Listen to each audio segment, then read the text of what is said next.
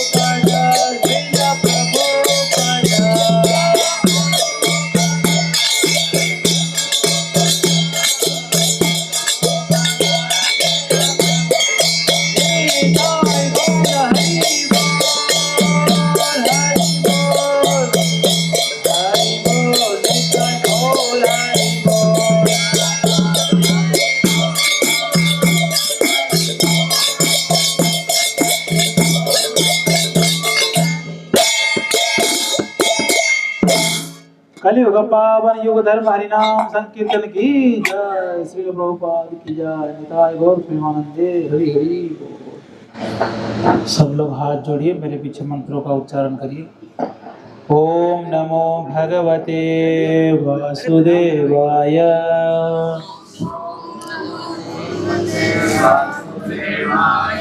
ओम नमो भगवते वासुदेवाय। ओम नमो भगवते वासुदेवाय। नारायणं नमस्कृत्य नरं चैव नरोत्तमं देवीं सरस्वतीं व्यासं ततो जयमुदीरयेत्। नमो ॐ विष्णुपादाय कृष्णपृष्ठाय भूतले श्रीमते भक्तिवेदान्त स्वामिन् इति नामिने। नमस्ते सारस्वते देवे गौरवाणी प्रचारिणे निर्विशेष शून्यवादी पाश्चात्य देश तारिणे। जय श्री कृष्ण चैतन्य प्रभु नित्यानंद श्री अद्वैत गदाधर श्रीवासादि गौर भक्त वृंद। हरे कृष्ण कृष्ण कृष्ण हरे हरे हरे राम राम राम हरे हरे।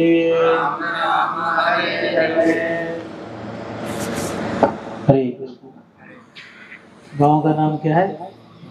महू एग्जैक्ट महू खास। हमारे उड़ीसा में महू शहद को कहते हैं। मधु कहते हैं ना शहद को, वैसे यहाँ महू भी कहते हैं। तो खास शहद है यह, खास महू। ओके। कितने लोग हिंडौन कथा में आए हुए थे एक बार भी? अकेले? हाँ, आप तो रेगुलर आते थे। आप लोग नहीं आए? हिंडौन पास में कथा हुआ था। ठीक है, आप लोग मेरे पीछे एक श्लोक उच्चारण करिए। न तद् भासयते सूर्यो न तद् भासयते सूर्यो न तद् भासयते सूर्यो न शशांको न पावक न शशांको न पावक यद् गत्वा न निवर्तन्ते यद् गत्वा न निवर्तन्ते तद्धाम परमं मम तद्धाम परमं मम। अनुवाद इसका, वो मेरा परम धाम ना तो सूर्य या चंद्र के द्वारा प्रकाशित होता है और ना अग्नि या बिजली से। जो लोग वहाँ पहुँच जाते हैं वे इस भौतिक जगत में फिर से लौटकर नहीं आते हैं। श्रीमद् भगवद गीता के 15वें अध्याय में ठाकुर जी इस श्लोक कहते हैं। 15वां अध्याय जिसका नाम है पुरुषोत्तम योग। क्या नाम है? पुरुषोत्तम योग। पुरुषोत्तम योग ये जो अध्याय है, इसलिए हम इस श्लोक लिए हैं क्योंकि अभी कौन सा मास चल रहा है? पुरुषोत्तम मास, जिसको हम क्या कहते हैं? अधिक मास भी कहते हैं। अधिक यानी ज़्यादा हो गया, एक्स्ट्रा। जिसको मल मास भी कहते हैं, पर मल मास जो कहेगा उसको पाप लगेगा। मल मास अगर कह दिए तो उसके सारा पुण्य नष्ट हो जाए, है ना। अब इस महीने में पुण्य कर्म नहीं किया जाता, शुभ कार्य नहीं किया जाता, क्योंकि इस महीने को ठाकुर जी ने विशेष करके बनाया केवल भक्ति भजन करने के लिए, और कुछ नहीं। हिरण्यकशिपु वरदान मांगा था किनसे? ब्रह्मा जी से। क्या वरदान मांगा? आपके द्वारा बनाए गए 12 महीनों में मेरा मृत्यु नहीं होना चाहिए। तथास्तु। मैं ऊपर भी नहीं मरना चाहता हूँ, नीचे भी नहीं मरना चाहता हूँ। तथास्तु। मैं बाहर भी नहीं मरना चाहता और भीतर भी। तथास्तु। मैं पशुओं से भी नहीं मरना चाहता हूँ, मनुष्य से भी नहीं मरना चाहता हूँ। बोले तथास्तु। अस्त्र शस्त्रों से भी नहीं मरना चाहता। ब्रह्मा जी तो तथास्तु करके चले गए, और ब्रह्मा जी भी सोच में पड़ गए, वर तो दे दिया, अभी मरेगा कैसे? पर ठाकुर जी कोई ना कोई रास्ता निकाल देते। तो नरसिंह भगवान आए, ना मनुष्य ना पशु, नर सिंह। नर के शरीर और सर कैसा? सिंह। सिंह यानी लायन, शेर कहते हो। नर सिंह रूप में आ गया। और अस्त्र शस्त्र क्या था? नाखून। और वो बोला था 12 महीने में नहीं मरूंगा, इसलिए ठाकुर जी ने एक मास और निकाला। क्या नाम है? अधिक मास। वो 12 महीने में नहीं आता। अब इस बार 2 ज्येष्ठ पड़ गए, तो कभी 2 आषाढ़ पड़ जाते, 2 श्रावण पड़ जाते, चतुर्मास में एक एक्स्ट्रा मास ऐड हो जाता है, 5 महीने के चतुर्मास हो जाता है। 4 महीना जो चतुर्मास है 5 महीने का लास्ट टाइम हो गया। तो अधिक मास में हिरण्यकशिपु को क्या किए ठाकुर जी? मार। वो सोच रहा था अभी तो ज्येष्ठ चल रहा है या बैसाख चल रहा है, तो मैं इस महीने में नहीं मर सकता। भगवान बोले ये एक्स्ट्रा चल रहा है। ये अधिक मास की क्या कहानी है? तो आप लोग तो सुने ही होंगे यूट्यूब से, यहाँ वहाँ से सुनते तो हैं आजकल, यूट्यूब में कहानियां मिल जाती हैं। अधिक मास क्या है थोड़ा सा समझेंगे। चंद्र के अनुसार चंद्र गणना होता है, जिसके अनुसार महीने बनते हैं। सूर्य के अनुसार भी सूर्य गणना होता है ना। चंद्र सिद्धांत और सूर्य सिद्धांत दोनों गणना। हमारा ज्योतिष कुंडली कैलकुलेशन जो भी है तिथि वगैरह सभी 2 गणना से होता है। तो चंद्र गणना के अनुसार महीने में 29 दिन 29.5 दिन में एक महीना होता है। सूर्य गणना के अनुसार 30 से 31 दिन तक गणना होता है। तो ऐसे महीने में एक दिन बचते बचते बचते तो साल में कितने दिन एक्स्ट्रा हो जाते हैं? 10 दिन एक्स्ट्रा हो जाते हैं। 3 साल में 1 महीना एक्स्ट्रा निकलता है। आप बोलेंगे 3 साल में 1 महीना एक्स्ट्रा क्यों? सूर्य तो अपने हिसाब से गतिशील होना चाहिए, चंद्र की प्रतीक्षा क्यों कर रहा है? इस महीना अधिक मास इसलिए है क्योंकि सूर्य 1 महीना आगे चल रहा है। सूर्य 1 महीना आगे चल रहा है, चंद्र 1 महीना पीछे चल रहा है। अगर सूर्य चंद्र के लिए प्रतीक्षा नहीं किया तो हिसाब किताब गड़बड़ा जाएगा। कैसे? ऐसे तो 10-12 साल में तो पता चला जन्माष्टमी दिसंबर में आ गया, ऐसे भी हो जाएगा, कैलकुलेशन सब बिगड़ जाएगा। आप बोलेंगे अरे ये क्या हो रहा है? ये बारिश के समय में जो तिथि आना चाहिए वो तिथि कब आ रहा है? सर्दी में आ रहा है, ये कैसे होगा? इसलिए सूर्य प्रतीक्षा करते हैं। वो प्रति मास में जैसे संक्रांति आता है, संक्रांति का अर्थ है कि सूर्य गतिशील होते हैं। गतिशील होकर क्या करते हैं? एक राशि से दूसरी राशि में प्रवेश करते हैं सूर्य। पर इस महीने में सूर्य कोई राशि में प्रवेश नहीं करते हैं, एक जगह रह जाते हैं। यानी सूर्य गतिशील नहीं हुआ, यानी संक्रांति इस महीने में नहीं आता है, इसलिए कोई शुभ कार्य इस महीने में नहीं करना चाहिए। शादी विवाह जो भी, नया घर की पूजा करना, ऐसा ही गृह प्रवेश, नया गाड़ी लेना, कुछ कोई शुभ कार्य इस महीने में नहीं होता है क्योंकि सूर्य एक जगह बैठ गया, इसलिए इसको अधिक मास कहते हैं। तो इस महीने में सूर्य एक जगह है, दूसरे राशि में जा नहीं रहा है, चंद्र का प्रतीक्षा में है, उसके बाद फिर से चालू हो जाएगा। अब ज्येष्ठ एक चल रहा है, दूसरा अभी ज्येष्ठ पूर्णिमा आ रहा है, अब दूसरा ज्येष्ठ पूर्णिमा फिर से जून के एंड में आएगा। तो जगन्नाथ जी का स्नान यात्रा होगा, जगन्नाथ जी को स्नान कराएंगे जून वाले ज्येष्ठ पूर्णिमा में। तो इस मास को लोग, संसार के लोग मलमास के रूप में त्याग दिए। ये मलमास है, इस मास में कुछ नहीं करना है, ये तो बेकार है, ये महीना टाइम खराब हो रहा है इस महीने में, ऐसे सब लोग सोच रहे थे। और हर एक महीना का एक देवी होता है जो अधिष्ठाता होती है। एकादशी जो आप करते हैं, एकादशी भी एक देवी है कि नहीं देवी? तो हर एक महीना एक एक देवी होते हैं। तो अधिक मास वाले जो देवी हैं वो रोते रोते भगवान नारायण के पास जाते हैं वैकुंठ में, बोलते हे प्रभु मेरा तो अपमान हो रहा है संसार में, मलमास के नाम पे सब त्याग रहे हैं, मुझे आपने क्यों बनाया और मुझे इतना अपमान सहन करना पड़ रहा है, मेरा कोई इज्जत नहीं यहाँ संसार में। तो ठाकुर जी आपने बनाया है तो आप कुछ कृपा भी कर लीजिए। तो ठाकुर जी नारायण भगवान लेकर जाते हैं गोलोक वृंदावन, क्योंकि नारायण तो अनंत कोटि नारायण है, नारायण से भी श्रेष्ठ जिनसे नारायण प्रकट होते हैं वो मूल भगवान कौन है? कृष्ण। गोलोक वृंदावन ये सबसे ऊपर है। भगवान श्री कृष्ण पूर्ण पुरुषोत्तम भगवान, जिनका नाम पुरुषोत्तम है। क्या नाम है? पुरुषोत्तम। भगवान कृष्ण विष्णु के रूप में आते हैं, नारायण के रूप में आते हैं, बलराम जी के रूप में आते हैं, संकर्षण के रूप में आते हैं, नरसिम्हा के रूप में आते हैं, राम के रूप में आते हैं, वराह के रूप में आते हैं, अनंत कोटि अवतार भगवान लेते हैं। कौन भगवान ये सारे अवतार लेते हैं? कृष्ण भगवान। इसलिए आप देखो कहीं भी जाके बोलो हमारे घर में ठाकुर जी, तो सबको समझ में आ जाएगा कौन होंगे घर पे? कृष्ण होंगे, गोपाल जी होंगे। ठाकुर जी बोलते हैं कुछ और सोचेंगे कि शायद दुर्गा जी, शायद खाटू श्याम जी होंगे, शायद कोई और होंगे, ऐसा सोचते हैं कोई? नहीं, घर में ठाकुर जी है मतलब कृष्ण भगवान ही है, वो वास्तविक ठाकुर है, सबके ठाकुर है। और नारायण के भी ठाकुर कौन है? कृष्ण है। ये सिद्धांत नया नया लग रहा होगा क्योंकि टीवी में दिखाते हैं नारायण से कृष्ण आए, पर शास्त्रों में क्या लिखा है? कृष्ण से नारायण आए। अनंत कोटि अवतार भगवान कृष्ण से प्रकट होते।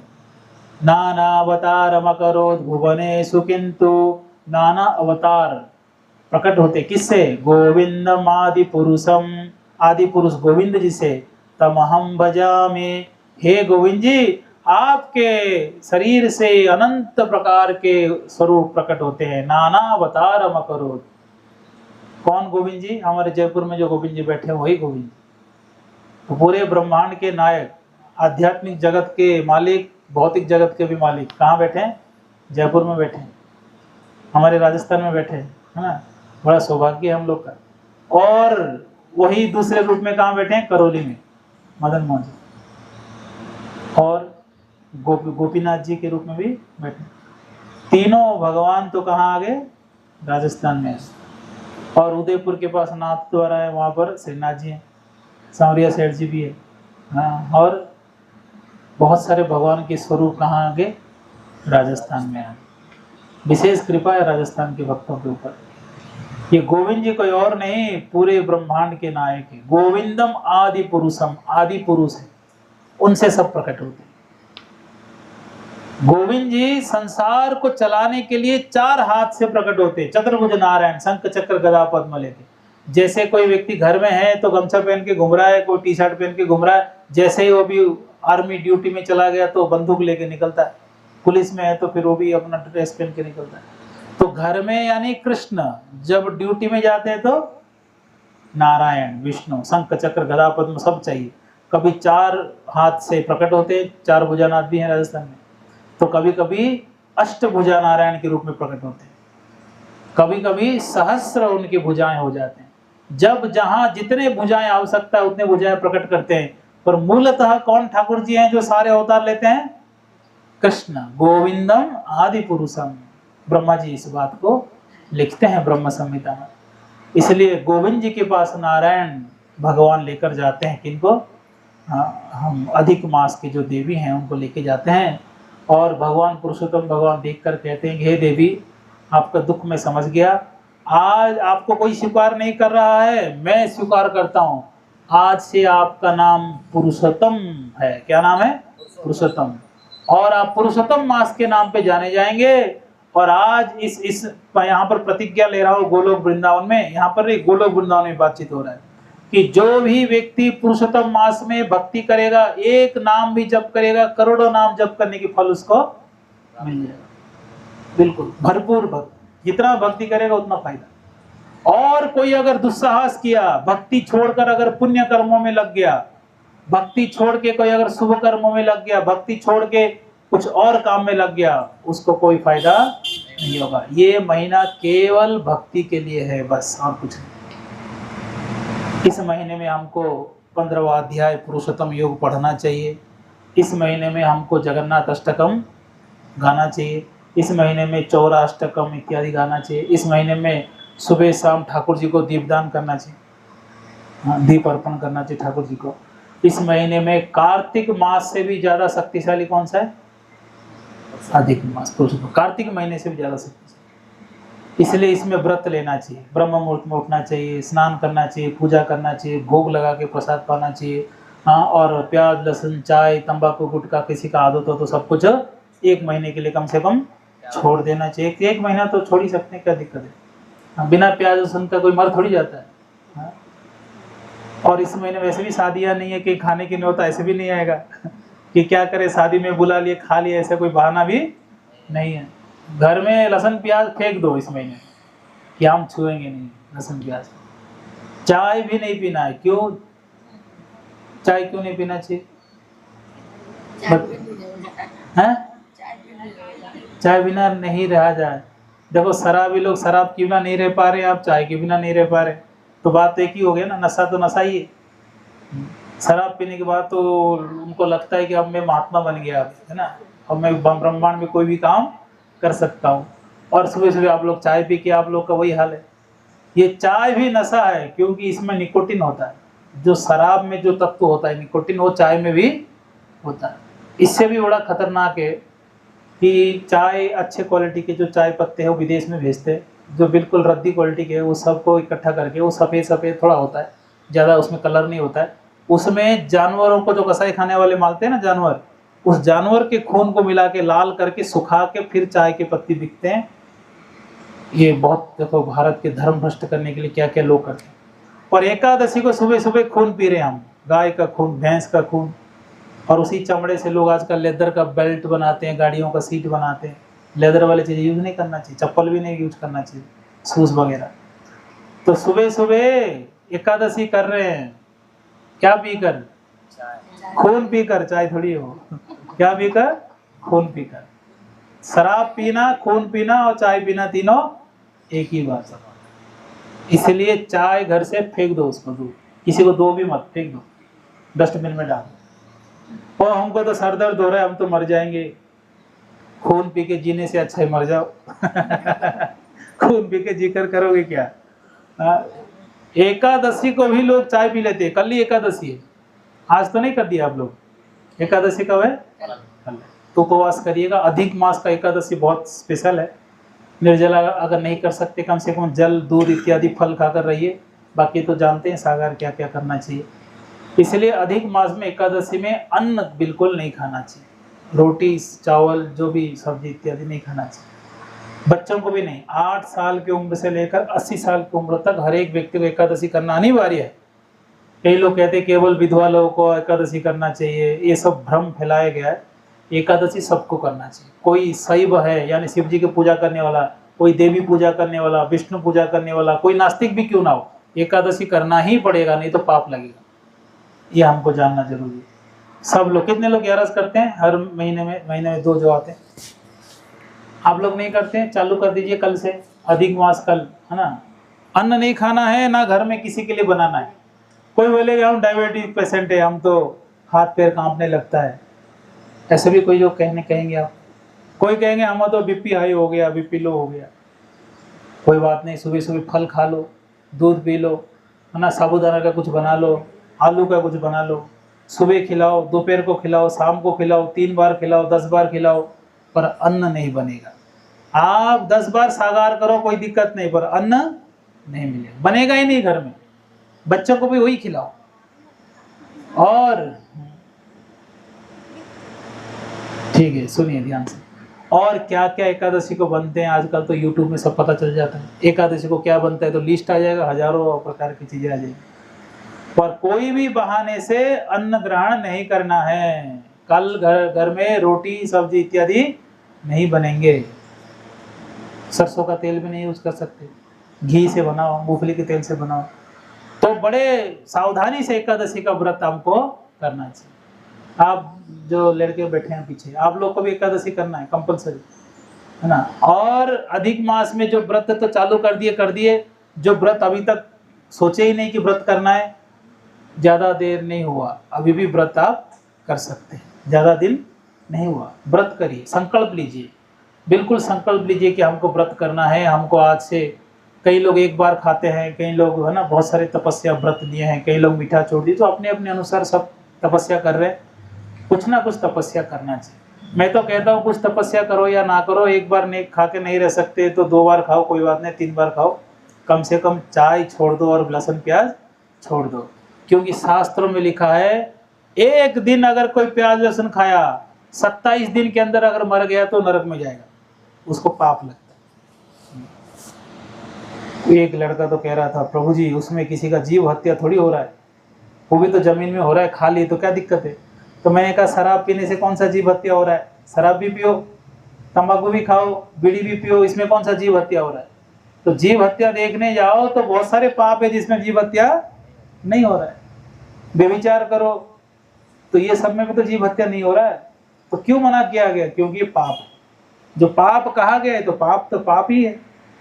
नहीं खाना चाहिए, प्याज लहसुन नहीं खाएं, चाय भी नहीं पीना चाहिए, कॉफ़ी नहीं पीना चाहिए, और चॉकलेट वगैरह भी नहीं खाना चाहिए, केक नहीं खाना चाहिए जिसमें चोको होता है ना, जिसमें कैडबरी डेयरी मिल्क इत्यादि में तो बहुत खतरनाक चीज़ें इसमें मिलाते हैं, हड्डी का पाउडर वगैरह मिलाते हैं, वो तो ऐसे भी नहीं खाना चाहिए। इसीलिए क्या करना चाहिए? अधिक मास में जो सावधानी पूर्वक व्रत करता है, नियम करता है, सुबह शाम दीपदान करता है, भगवान के नाम जप करता है, भागवत पढ़ता है, भगवान कहते मैं उसको विशेष कृपा करूंगा, वो भवबंधन से मुक्त हो जाएगा। हम लोग दुखी क्यों हैं? क्योंकि हम पाप करते हैं। अज्ञान से पाप, पाप से दुख। जिस दिन पाप करना छोड़ दोगे, धीरे धीरे दुख भी कम हो जाएंगे, पुनर्जन्म नहीं होगा। बार बार जन्म लेते हैं हम। अब इस बार कहाँ जन्म लिए? महू में। क्या पता पिछले जन्म में आप पाकिस्तान में जन्म लिए होंगे, अल्लाह अकबर कर रहे हो, कौन जानता है। उसके पिछले जन्म में अमेरिका में जन्म लिए होंगे, कोई गारंटी है? आत्मा तो कहीं भी घूम सकता है, पता चला कभी सुअर रहा होगा, कभी कुत्ता रहा होगा, कभी घोड़ा रहा होगा। जीव तो किसी भी योनि में जा सकता है। अब ये देखो, ये पेड़ पौधों में जो आत्मा है, ये कई साल तक यहीं भटकेंगे, और कथा कीर्तन सुन लिए तो हो सकता है अगले जन्म में मनुष्य बन जाएंगे। तो इसलिए आत्मा तो कहीं भी जा सकता है, बार बार जन्म ले सकता है। करोड़ों जन्मों से यहीं भटकते आ रहे हैं। पुनरपि जननम पुनरपि मरणम पुनरपि जननी जठरे शयनम, बार बार माँ के गर्भ में आना, जन्म लेना, ये बहुत कष्टदायक है। इसलिए पुनर्जन्म अगर नहीं चाहिए तो भगवान के नाम जप करना पड़ेगा, कीर्तन करना पड़ेगा। तो ठाकुर जी यहाँ पर इस पुरुषोत्तम योग अध्याय में बहुत अच्छा उपदेश यहाँ पर देते हैं। न तद्भासयते सूर्यो न शशांक न पावक यद गत्वा न निवर्तन्ते तद्धाम परमं मम। ठाकुर जी कहते हैं, आप इस संसार में रहोगे, बहुत सारे योनियों में जाओगे, ठीक है। अब देखो, ये प्रभु जी अभी युवक हैं और वो बच्चा है। अब जो वृद्ध हो गए, अब वो कितने साल और रहेंगे यहाँ मोह में? 20-25 साल, 30 साल और कितना रहेंगे? उसके बाद कहाँ जाएंगे हम लोग को पता ही नहीं। उसके बाद वो अपने कर्मों के अनुसार कहाँ जन्म लेंगे, नरक में जाएंगे या स्वर्ग में जाएंगे या ब्रह्मलोक में जाएंगे, कुछ आइडिया है नहीं। कौन से योनि प्राप्त करेंगे वो भी आइडिया नहीं। तो इसलिए शरीर छूटने से पहले अगर भक्ति नहीं किए तो फिर से शरीर मिल जाए। कौन सा शरीर मिलेगा उसका कोई गारंटी नहीं। एक आदमी जो है, अमीर आदमी था, धनी व्यक्ति, अब वो कोई साधु आकर उनको अजामिल प्रसंग सुनाया और कहता है कि भगवान नाम जप करो, इस मोह माया में क्यों पड़े हो। उसने कहा, अजामिल अपने बेटे का नाम ले लिया, नारायण, वैकुंठ से लोग आ गए, तो मैं भी मेरे बच्चों के नाम भगवान के नाम रख दूंगा, पर अभी माला जप नहीं करूंगा, अभी पैसा कमाना है। तो नाम क्या रख दिया? अनिरुद्ध, प्रद्युम्न, वासुदेव, शंकर, ऐसे नाम रख दिया। और नाम रख दिया और भक्ति नहीं किया, जीवन भर व्यापार किया और बूढ़ा हो गया, मरने वाला है, बेड में लेटा हुआ है और बिल्कुल अभी पता चल गया मरने वाला हूँ। जैसे उसको तकलीफ हुआ तो उसने चिल्लाने लगा, उसको याद आ गया भगवान के नाम लेना चाहिए, बच्चों का ही नाम ले लेता हूँ। नारायण, प्रद्युम्न, अनिरुद्ध, वासुदेव, चारों नाम बुलाए, चारों दौड़ कर आ गए। वो भी सोचा मैं चालाक हूँ, भगवान नाम लेकर मर जाऊंगा तो भगवत धाम चल जाऊँ। जैसे ही चारों बच्चों सामने आ गए तो गुस्सा हो गया। चारों इधर आ गए, दुकान में कौन बैठा है, ऐसे डांटते हुए, दुकान का याद करते हुए मर गए। अगले जन्म में उसी दुकान में चिपकली बन के घूम रहा था, ऐसे देख रहा था मेरे सामान सब पड़ा है। तो जैसे कर्म वैसे जन्म मिलेगा, जैसे हमारे मनोवृत्ति है ऐसे जन्म मिलेगा। इसीलिए ठाकुर जी क्या कह रहे हैं, इस संसार में रहोगे तो बार बार जन्म लोगे, मेरे धाम में आओगे तो दोबारा जन्म लेने की आवश्यकता नहीं।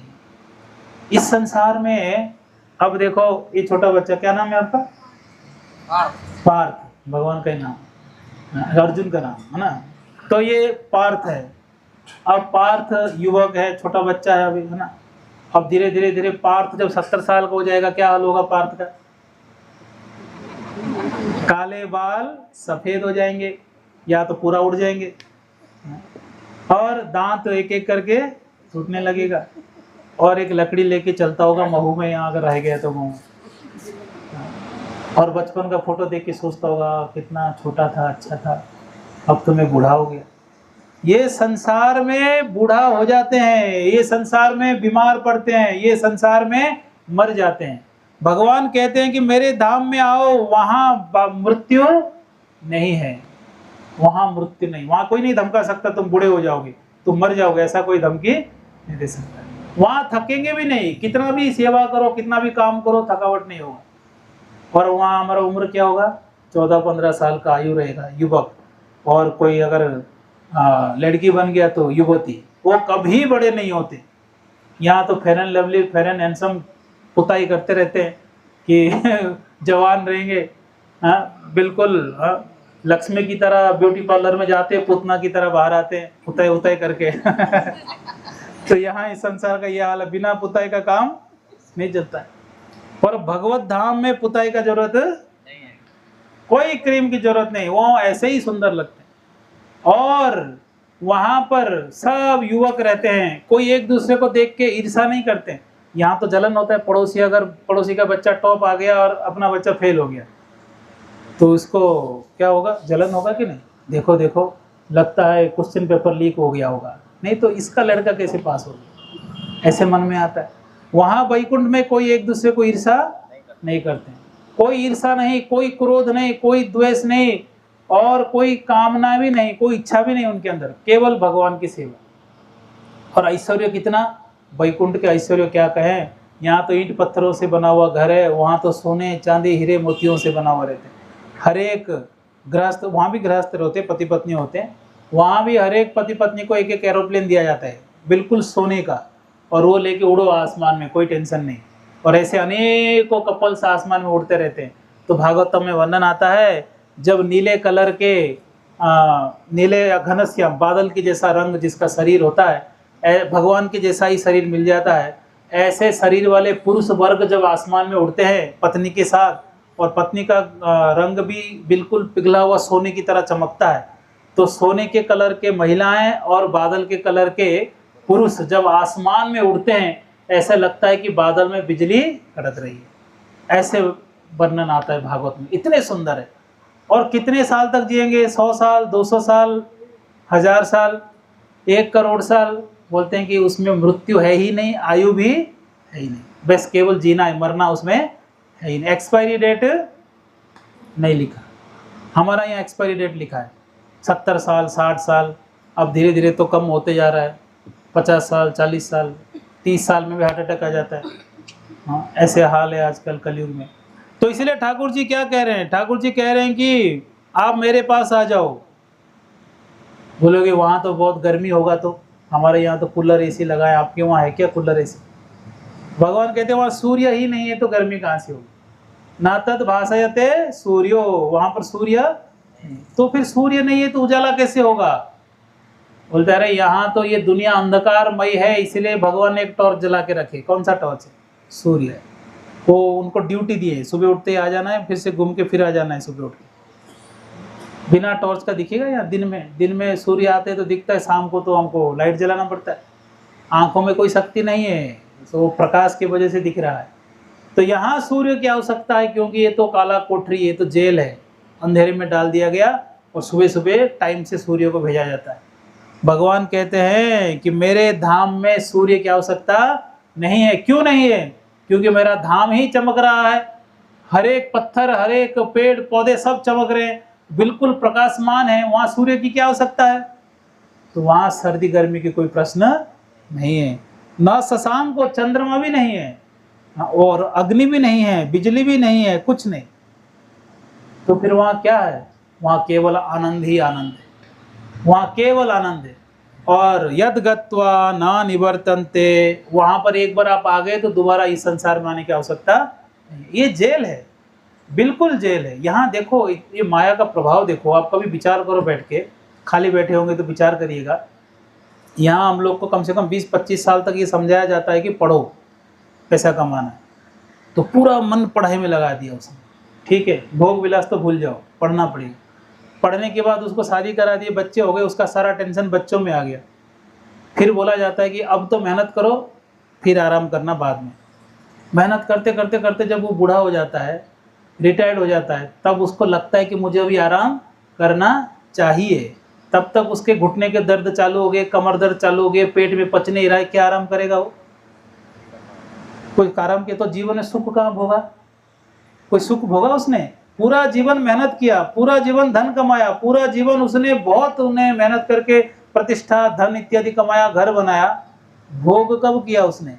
भोग करने के लिए समय रहेगा तब तो करेगा। छोटा सा जीवन है, कमाते कमाते घर बनाते बनाते ही मर जाते। ये माया नहीं है?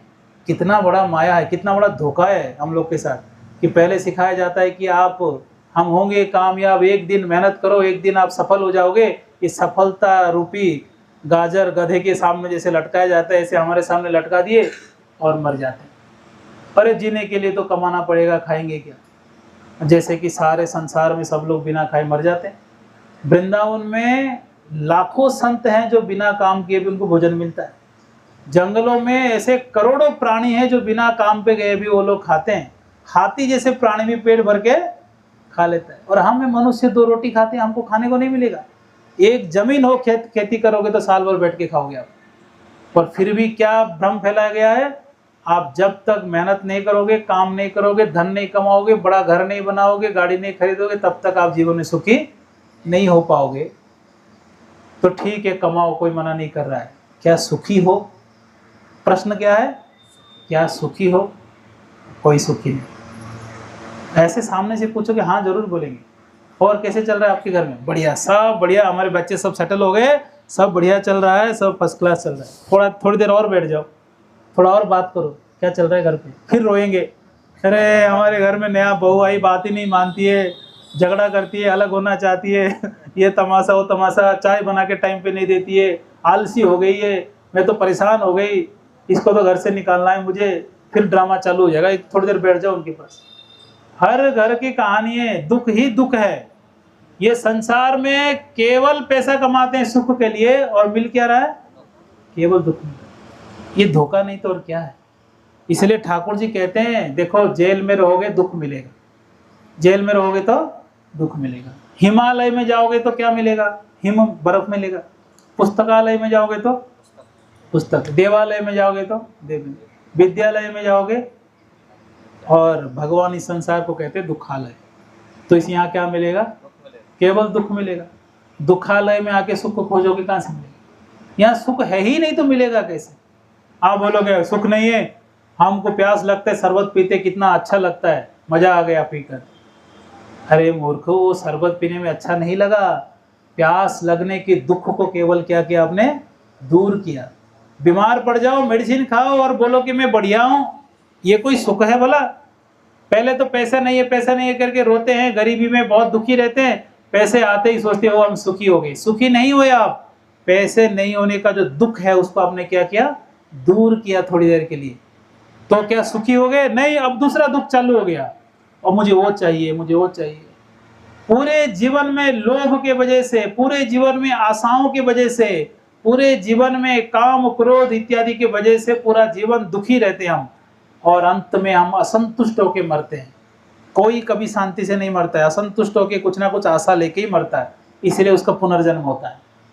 और आशा नहीं है तो पुनर्जन्म कहां से होगा? इसलिए ये संसार, ये बहुत बड़ा धोखा है जीव के साथ, कि यहाँ पर डाल दिया गया है कि सुख भोगो। ये मानो बच्चे जब ज्यादा जिद करते हैं तो खिलौनों के साथ जैसे माता पिता बिठा देते हैं, ऐसे यहाँ संसार के खिलौनों के साथ हमको बिठा दिया गया, और हम खेल रहे हैं इन इंद्रियों से भोग करने के लिए। भोजन करके, कुछ गाना सुन के, कुछ देख कर हम सोचते हैं कि हम सुखी हो जाएंगे, और वास्तव में ये सब सुख नहीं। कोटा और दिल्ली में आप खबर सुनते होंगे, पढ़ते पढ़ते स्टूडेंट इतने परेशान हो जाते हैं कि आत्महत्या करके मर जाते हैं। हमारे उस शहर में एक व्यक्ति था जिसके पास 300 करोड़ संपत्ति था, कुछ ही साल की घटना, और वो इतना उसको टेंशन हो गया कि वो सुसाइड करके मर गया। मेरे सामने की घटना। तो मैं बड़ा आश्चर्य हो गया, इसके पास तो पैसे की कोई कमी नहीं था, पर मन अशांत था। अशांत मन से क्या सुख भोगेगा? परेशान रहते हैं, जिंदगी भर परेशान रहते हैं, उनको क्या सुख मिलेगा बताओ? टीवी देखते देखते भी पसीना आ रहा होगा इसी में बैठ के, क्योंकि मन में क्या चल रहा है? टेंशन चल रहा है। इसलिए भक्तों, मन शांत रहे, जो थोड़ा समय बचा है मनुष्य जीवन का वो भक्ति में मन लग जाए, यही हमारा जीवन का लक्ष्य होना चाहिए। काम करो, कोई मना नहीं कर रहा है, धन अर्जन करो, कोई मना नहीं कर रहा है, जीवन जियो, कोई मना नहीं कर रहा है, भोजन अच्छे से भोजन करो, कोई मना नहीं कर रहा है, पर ये सब उतना ही करो जितना आवश्यकता है। बाकी समय भगवान में लगाओ। सुबह उठो, भगवान का पूजा पाठ करो, नाम जप करो, दिन भर काम करो, पूरा दिन घर के काम करो, खेत पे जाओ, दुकान में जाओ, मार्केट में जाओ, जॉब पे जाओ, शाम को फिर से संध्या आरती करो, फिर गीता भागवत पढ़ो, भगवान के नाम जप करो, सो जाओ। और सुबह शाम केवल काम काम काम, इतना काम कि नाम जप करने टाइम ही नहीं। हाँ, इतना काम है कि भगवान को पूजा करने के लिए टाइम नहीं है, इतना काम है कि एकादशी करने के लिए टाइम नहीं है। तो जी क्यों रहे? खा पी के तो कुत्ते बिल्ली भी जी रहे हैं, खा रहे पी रहे, मलमूत्र त्याग रहे, बच्चा पैदा कर रहे। कुत्ते बिल्ली कोई अलग थोड़ी कर रहे, वही कर रहे जो हम लोग कर रहे हैं। उनका भी शरीर में हड्डी मांस बना हुआ शरीर उनका भी है, वो भी खाते सोते झगड़ा करते, हम भी खाते सोते झगड़ा करते। अलग क्या है? हम अलग इसलिए है क्योंकि हम मनुष्य है और हम धर्म कर सकते। धर्मेण हीन पशु भी समान, जो धर्म नहीं करता है वो कौन है? वो पशु है। इसलिए मनुष्य शरीर मिला है, अच्छे से जीवन जीना चाहिए, स्वस्थ रहना चाहिए, पर साथ में क्या करना है? भक्ति भी करते रहना चाहिए। तो कितने लोग भक्ति करने तैयार है बताइए, फिर मैं उपाय बताऊंगा कैसे भक्ति करना है। 3 ही लोग तैयार है भक्ति। नहीं डरिए मत भक्ति में कोई नुकसान नहीं है, साइड इफेक्ट नहीं है। हाँ। भक्ति करने में कोई साइड इफेक्ट है ही नहीं। चाहिए उपाय बताओ कैसे भक्ति करना है, करेंगे आप लोग? हाँ बोल रहे कि ना बोल रहे? नहीं डरिए मत कि भक्ति के नाम पे क्या संकल्प ले लेंगे पता नहीं, बाद में फंस जाएंगे हम। नहीं बहुत सरल है, भक्ति में बताऊंगा ना, ध्यान से सुनिएगा।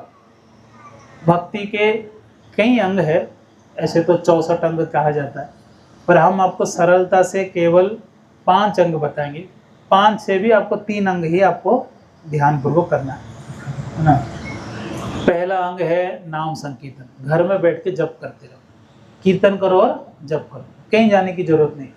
आप बीमार भी हो तो भी जप करो, घर में सूतक हो गया तो भी जप करो, या किसी का देहांत हो गया, किसी का जन्म हो गया, अशुद्ध अवस्था में, किसी भी अवस्था में, स्नान किए हैं स्नान नहीं किए हैं, कोई नियम नहीं है, बैठ कर ना भगवान के नाम का जप करो।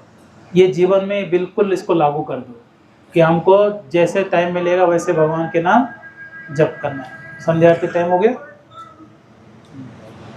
तो, और दूसरा क्या करना है, जब वो संग में आते हैं ना एक साथ, तो भगवान के नामों की कीर्तन करना है।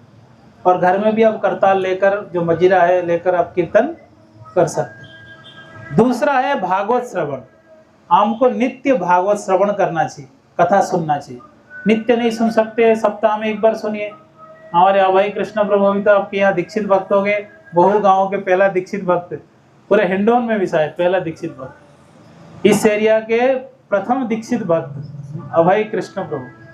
तो इनसे आप सप्ताह में एक दिन कथा सुनिए। आप डेली कर सकते हैं तो डेली भी कर पाएंगे, कथा श्रवण करिए। और मैं भी बीच बीच में आ जाया करूँगा, जब भी आप बुलाएंगे तब आ जाएंगे। और कथा श्रवण के साथ साथ भागवत पढ़ना भी चाहिए। नाम संकीर्तन और भागवत पढ़ना और सुनना, ये 2 चीज हो गई। तीसरा चीज है, हमको भगवान को घर में फोटो रख के या मूर्ति रख के पूजा करना चाहिए। पूजा करने का कैसा नियम क्या है, भगवान को भोग लगाना, आरती करना, ये सब चीज़ें करना चाहिए। इससे क्या भगवान के प्रति प्रेम और बढ़ जाता है। ये 3 चीज़ करिए, बाकी 2 चीज़ मैं बाद में बताऊंगा। ये 3 चीज़ करेंगे तो आप भक्ति में बहुत आगे, तेजी से आगे बढ़ेंगे। ये तीनों में खर्चा कितना है? कोई खर्चा नहीं।